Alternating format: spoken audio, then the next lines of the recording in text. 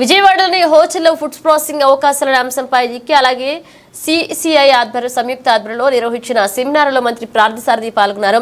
అనంతరం ఆయన మీడియాతో మాట్లాడుతూ రాష్ట్రంలో పరిశ్రమల స్థాపనకు ప్రభుత్వం పూర్తిగా సహకరిస్తుందని, పరిశ్రమల స్థాపనకు రాష్ట్రంలో అనువైన ప్రదేశాలు అనేకం ఉన్నాయని వివరించారు. పరిశ్రమల ద్వారా అనేక మందికి ఉపాధి కల్పన వస్తుందన్నారు.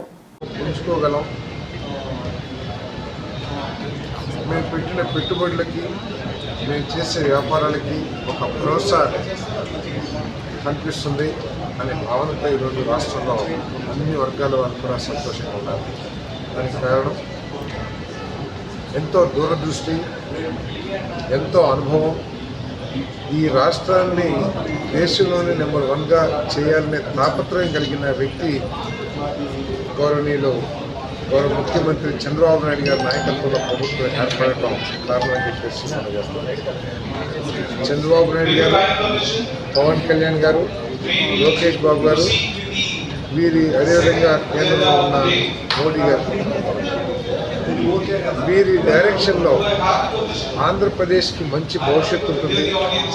ఆంధ్రప్రదేశ్లోని యువకులకి, ప్రత్యేకంగా నిరుద్యోగ యువకులకి మంచి భవిష్యత్తు, మంచి ఉపాధి అవకాశాలు కలుగుతాయనే నమ్మకం కలిగింది. దానికి తగ్గట్టుగా ముఖ్యమంత్రి గారు, ఉప ముఖ్యమంత్రి గారు, లోకేష్ గారు, మిగతా మంత్రులు కూడా కష్టపడి మంచి పాలసీస్ ద్వారా ఈ రాష్ట్రానికి ఒక దశ నిర్దేశం చేయాలని చెప్పేసి మరి కష్టపడుతున్నారు.